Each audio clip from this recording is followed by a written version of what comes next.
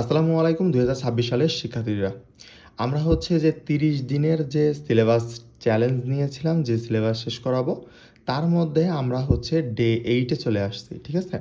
আমরা ডে 7 এ হচ্ছে video upload করিনি কেন? কারণ হচ্ছে ডে 7 এ হচ্ছে আমরা টোটাল ডে 1 থেকে 6 পর্যন্ত হচ্ছে রিভিশন দিয়েছি। ঠিক আছে?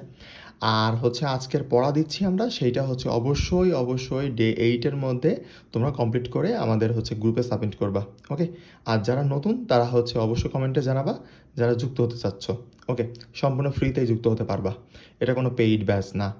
তো ফিজিক্সের আমরা আজকে পড়া দিয়েছি হচ্ছে তাপগতিবিদ্যা, ক এবং খ, লাস্ট 10 ইয়ার্সের। এবং এর সাথে ফিজিক্সের আরেকটা পড়া আছে, সেটা হচ্ছে ভেক্টর, টাইপ অনুযায়ী গ ঘ। এখন অবশ্যই টাইপ অনুযায়ী গড়ান পড়লে তুমি জীবনেও মনে রাখতে পারবা না। অবশ্যই গ ঘ তোমার টাইপ অনুযায়ী সলভ করতে হবে। এখন তোমার প্রশ্ন হচ্ছে ভাই টাইপ অনুযায়ী পাবো কই? তুমি টাইপ অনুযায়ী হচ্ছে আমাদের হোয়াটসঅ্যাপ গ্রুপে চলে আসবা। হোয়াটসঅ্যাপ গ্রুপে আসার পরে তুমি দেখবা যে এখানে হচ্ছে টাইপ অনুযায়ী তোমার যে আছে, মানে অ্যানালাইসিসগুলো দেওয়া আছে আমাদের টাইপ অনুযায়ী। যে অ্যানালাইসিস বুক আছে ওইগুলো আমার সবগুলো প্রায় 8টা বই তোমাদের জন্য ফ্রি করা আছে। তার মধ্যে ফার্স্ট পেপারটা দিয়ে দেওয়া হয়েছে, আর ইনশাল্লাহ বাকিগুলোও দিয়ে দেওয়া হবে। ইনবক্সে কেউ চাওয়ার দরকার নেই, আমি গ্রুপে দিয়ে দিব। ওকে? আর যাদের হচ্ছে প্রয়োজন এইগুলা, তারা হচ্ছে কমেন্টে অবশ্যই জানাবা, ইনশাল্লাহ আমি দিয়ে দিব। আমরা হচ্ছে ভেক্টর যদি ক্লিক করি, তো আমরা হচ্ছে ভেক্টর ঢুকে চলে আসলাম। এটা আমাদের হচ্ছে অ্যানালাইসিস বুক। অ্যানালাইসিস বুকের হচ্ছে ভেক্টর চ্যাপ্টারে আমরা চলে আসলাম। এইবার দেখো, আমি একটু জুম এখানে সেট করে নিই। ওকে? তো এইবার দেখো যে তুমি হচ্ছে এখানে এখানে দেখো, এখানে যে 7টা টাইপ আছে, এই 7টা টাইপ যদি তুমি ভেক্টরের জন্য ক্লিয়ার করো ভাই, ইনশাল্লাহ এর বাইরে থেকে আসবে না প্রশ্ন, ইনশাল্লাহ এর মধ্যে থেকে আসবে। ওকে? তো আমাদের এইগুলো একটু ভালো করে শেষ করতে হবে। এখন প্রত্যেকটা টাইপ বাই টাইপ দেওয়া আছে। তোমার হচ্ছে লব্ধি ভেক্টরের এই টাইপ 1, এই সৃজনশীলগুলো করলে এখানে যে তোমার হচ্ছে 5টা সৃজনশীল আছে, 5টা সৃজনশীল যদি তুমি করো তাই ইনশাল্লাহ কভার হয়ে যাবে। এইভাবে তোমার হচ্ছে টাইপ 2 অবস্থান ভেক্টর, একক ভেক্টর এইভাবে দেওয়া আছে। তারপর হচ্ছে উপাংশ লম্ব বিক্ষেপ সুন্দর করে দেওয়া আছে। তুমি নদী ও নৌকা সংক্রান্ত, এই যে টাইপ বাই টাইপ এই অনুযায়ী তুমি আমাকে করতে হবে। এরকম না যে তুমি, এখানে তোমাদের একটা প্রশ্ন থাকতে পারে যে ভাইয়া সবগুলো করব নাকি কি করব? অবশ্যই তোমাকে সবগুলো করতে হবে, কারণ এখন তুমি প্র্যাকটিস করতেছো। প্র্যাকটিস করার সময় তোমাকে সব করতে হবে। পরীক্ষার আগের দিন তুমি সাপোজ এখান থেকে 4টা 5টা দেখিয়ে দিয়ে যেতে পারো, সেটা তোমার উপর ডিপেন্ডেবল। পরীক্ষার আগের দিন তুমি সবগুলো করে যেতে পারো যদি তোমার সময়তে কুলায়। আর যদি সময়তে না কুলায় তাহলে তুমি কি করতে পারো, সময়তে যদি না কুলায় তাহলে তুমি এখানে জাস্ট স্পেসিফিক কয়েকটা দেখে দেখে যেতে পারো। ওকে? তো এখন সবগুলোই করতে হবে, এবং অবশ্যই 3বার করে এক একটা সৃজনশীল তোমাকে 3বার করে সলভ করতে হবে, এক একটা সৃজনশীল। ঠিক আছে? যদিও দেখবে যে প্রথম কয়েকটা করার পর তুমি সবগুলো নিজে নিজে পারতেছো, তখন আর 3বার করে করা লাগবে না, তখন 2বার করে করলে এনাফ। কিন্তু তোমাকে মিনিমাম 2 থেকে 3বার করতেই হবে। প্রথম একবার দেখে দেখে, আর পরের 2বার না দেখে দেখে। এবং অবশ্যই ফাস্ট করার চেষ্টা করতে হবে, যত ক্যালকুলেশন ফাস্ট করা যায়। ওকে? গেল।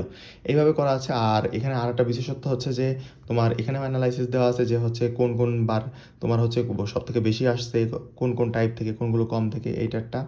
তারপর এখানে হচ্ছে বোর্ড, এই যে সাপোজ প্রত্যেকটা স্পেসিফিক বোর্ডের জন্য আলাদা আলাদা সাজেশন, মানে সাজেশন বলতে তোমার করে দেওয়া আছে অ্যানালাইসিস।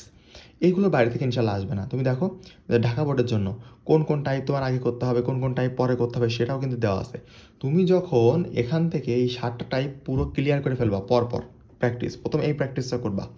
করার পরে এবার তুমি ধরো সাপোজ হচ্ছে ঢাকা বোর্ডের স্টুডেন্ট, তুমি কী করবা, তুমি এখানে ঢাকা বোর্ডের স্টুডেন্ট হয়ে থাকলে তুমি এই যে লাস্ট ফিনিশিংটা এইটা দিবা, যে এই প্রশ্নগুলো আর একবার চোখ বুলিয়ে নিবা, অথবা তুমি একটা খরচা একটা রাফ করে নিবা। ঠিক আছে? রাফভাবে তুমি একবার করে ফেললে কোনো সমস্যা নেই। ঠিক আছে? এইভাবে। আর এখানে তোমাকে ওই যে বললাম না যে 3বার করে প্র্যাকটিস করতে হবে। 3বার করে প্র্যাকটিস করার ক্ষেত্রে একটু জিনিস খেয়াল রাখবা। প্রথম একবার দেখে দেখে যখন করবা তখন ভালোভাবে সম্পূর্ণ ক্যালকুলেশন করবা, সব কিছু করবা।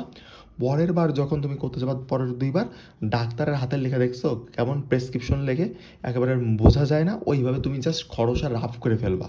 রাফ করে করবা, তাহলেই হবে ভাই, তুমি ছাড়া আর কেউ বোঝার দরকার নেই। ওকে? তো এইভাবে 9টা বোর্ডের জন্য দেওয়া আছে, তোমরা হচ্ছে এটা দেখে নিও। আর এই যে লেটেস্ট, মানে 2026 সালের শিক্ষার্থী তোমরা, আর 2025 সালের বোর্ড ভিত্তিক অ্যানালাইসিস এখানে দেওয়া আছে। কোন কোন টাইপ থেকে কোন কোন বোর্ডে কী আসছে, ইচ অ্যান্ড এভরিথিং খুব সুন্দর করে সাজিয়ে দেওয়া আছে। তোমাদের যাদের যাদের নতুন স্টুডেন্ট, তোমরা যাদের যাদের পিডিএফ প্রয়োজন তারা অবশ্যই কমেন্টে জানাবা। আর যারা পুরাতন স্টুডেন্ট আছে তারা অবশ্যই হচ্ছে এটা পিডিএফ কালেক্ট করে নিবা তোমাদের হচ্ছে হোয়াটসঅ্যাপ গ্রুপ থেকে। ঠিক আছে? আর যদি তোমাদের একান্তই প্রয়োজন হয় তাহলে ইউটিউবে তুমি যে ভিডিওটা দেখতেছো এইটার কমেন্টে জানিও, ইনশাল্লাহ আমি ড্রাইভ লিঙ্ক দিয়ে দিব। ওকে? তো এটা গেল আমাদের। আর হচ্ছে আমরা যদি আবার চলে আসি রুটিনে, তো এখানে দেখো যে একটা বিষয় যে আমাদের হচ্ছে রসায়নের ক্ষেত্রে আমরা রাখেছি হচ্ছে কর্মমুখী রসায়ন। কর্মমুখী রসায়নটা অতটা গুরুত্বপূর্ণ তোমরা মনে করো না, বাট এইটা থেকে একটা সৃজনশীল আসার সম্ভাবনা আছে, হয় কম্বাইন্ড আকারে আসবে, নয়তো সিঙ্গেলও আসতে পারে। এই জন্য আমরা খটা আগে দিয়ে দিচ্ছি। আর কর্মমুখী রসায়নে একটাই সৃজনশীল আসে, ওই একটাই বলে দিব, ওই একটাই আসবে, ঠিক আছে, ওইটা নিয়ে সমস্যা নেই। আর জীববিজ্ঞানের ক্ষেত্রে তোমার জিন তত্ত্ব বিবর্তনটা দিয়েছি, কারণ এইটা সেকেন্ড পেপারে দিয়ে আমি এইটা দিয়ে শুরু করতেছি ঠিক আছে। আর সামনের দিন কিন্তু আমরা জীববিজ্ঞানের আমরা হচ্ছে দিব, ঠিক আছে, এটা নিয়ে প্যারা নিও না।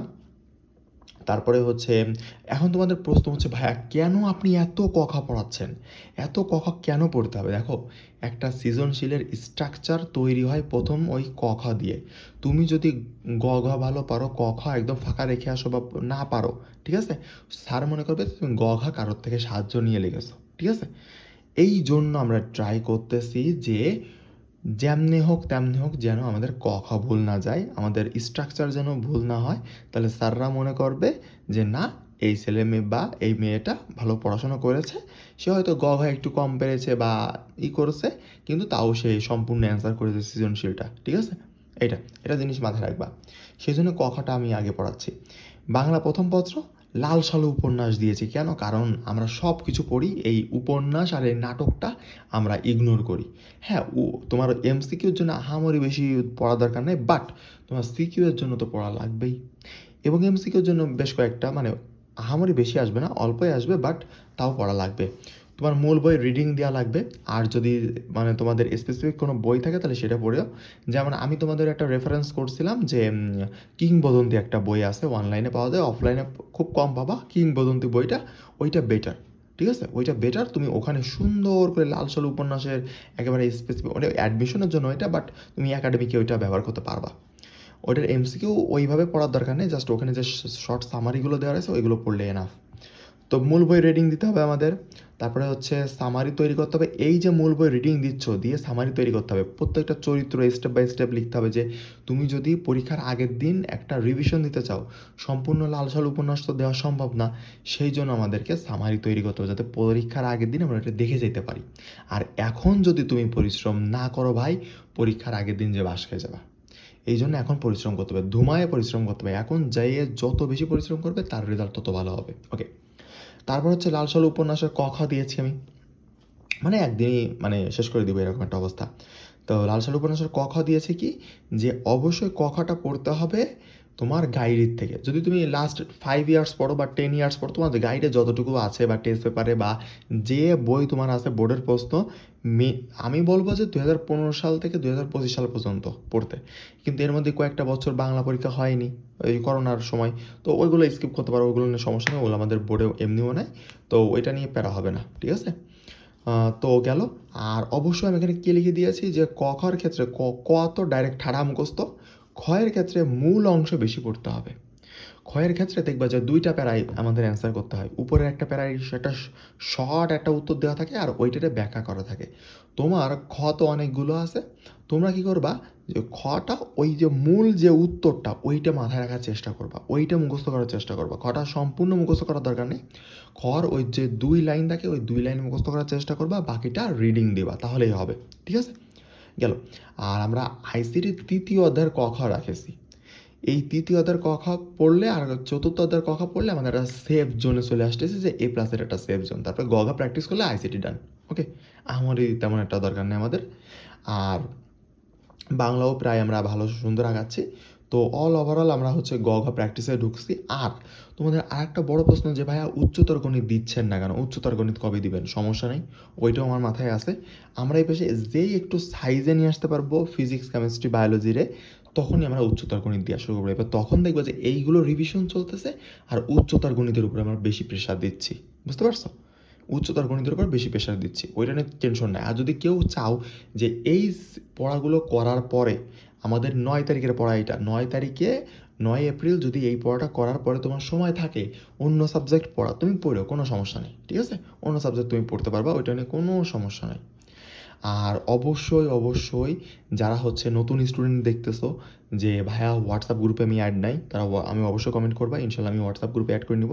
এবং প্রথম কমেন্ট চেক করবা, ওখানে ডিটেলস হোয়াটসঅ্যাপ গ্রুপ লিঙ্ক থেকে শুরু করে Facebook group link, PDF link, সব কিছু ইচ অ্যান্ড এভরিথিং খুব সুন্দর করে সাজা দিয়ে থাকবে। ওখান থেকে প্রথম কমেন্ট থেকে তুমি হচ্ছে গ্রুপের রিকোয়েস্ট দিয়ে দিবা এবং আমাদের ফেসবুক গ্রুপে জয়েন করে ফেলবা। তাহলে আজকে এই পর্যন্তই। আসসালামু আলাইকুম, ভালো থাকবেন সবাই। ও হ্যাঁ, আরেকটা বিষয় আমি তো শেষ করে দিচ্ছি। ওয়েট, আমরা তো ওয়েবসাইটে আপডেট করলাম না। আমরা ওয়েবসাইটে আপডেট করিনি। আমাদের স্টাডি ট্র্যাকার যে ওয়েবসাইটে আপডেট করিনি। আমি তো ওয়েবসাইটে আপডেট করিনি। আমি তো ভিডিও এখনই শেষ করে দিচ্ছিলাম। তো আমাদের হচ্ছে ফিজিক্সের আমরা কি দিলাম, তাপগতিবিদ্যার হচ্ছে ক খ দিলাম। আর হচ্ছে আর যাদের এখনও তোমরা ওয়েবসাইটটা এইচএসসি স্টাডি ট্র্যাকার ওয়েবসাইটটা নাওনি, তারা কিন্তু ওই অফারেই নিতে পারবা।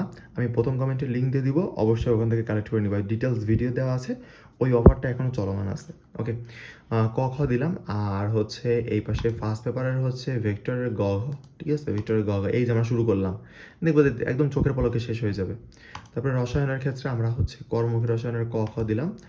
আর তারপরে হচ্ছে জীববিজ্ঞানে আমরা কি দিয়েছি, জীববিজ্ঞানে আমরা দ্বিতীয় পত্র দিয়েছি। দ্বিতীয় পত্র হচ্ছে এই যে জিনতত্ত্ব বিবর্তন, এটা দিয়েছি। ওকে, আর উচ্চতর গণিত এখন ধরি নাই, বাট উচ্চতর গণিত যখন ধরবো একদম দেখবো যে একদম ফাস্টলি ভাবে আগাইতে পারবো। ঠিক আছে, আগে এই তিনটার একটু ব্যবস্থা করে নিই, করে এইবার এই তিনটার রিভিশনে রেখে আমরা এই উচ্চতর গণিতের টোটাল ফোকাসটা করব। কারণ আমি ম্যাক্সিমাম জানি যে পোলাপান তোমার এখানে সমস্যা। ঠিক আছে, আর তোমাদের কার কত পার্সেন্ট সিলেবাস শেষ হয়েছে সেটা কিন্তু লিডার বোর্ডে দেখতে পাবা। তো লিডার বোর্ড থেকে কিন্তু অবশ্যই দেখে নিবা। ঠিক আছে, লিডার বোর্ড থেকে কিন্তু অবশ্যই দেখে নিবা যে কার কত পার্সেন্ট সিলেবাস শেষ হচ্ছে। যারা আমাদের এই মানে ওয়েবসাইটের মধ্যে অ্যাক্সেস আছে সবাই কিন্তু সবারটা দেখতে পাবে। ওকে, তো আমরা হচ্ছে ফার্স্টের জন্য যদি যাই, তো এখানে সব কিছু দেখতে পাবা। সে ফিজিক্সে কী পড়াশোনা করছে, তারপরে হচ্ছে ফিজিক্স সেকেন্ড পেপারে কী করছে, রসায়ন সেকেন্ড পেপারে কী করছে, জীববিজ্ঞান প্রথম পত্রে কী পড়েছে, সব কিছু প্রত্যেকের জন্যটা এরকম দেখা যাবে। ঠিক আছে, জাস্ট ক্লিক করলে তুমি দেখতে পাবা। ওকে, এটা হচ্ছে আমাদের স্টাডি ট্র্যাকার ওয়েবসাইট। যার প্রয়োজন তারা হচ্ছে প্রথম কমেন্ট থেকে এটা নিয়ে নিবা। ওকে, তাহলে আজকে এই পর্যন্তই। আসসালামু আলাইকুম, ভালো থাকবেন সবাই।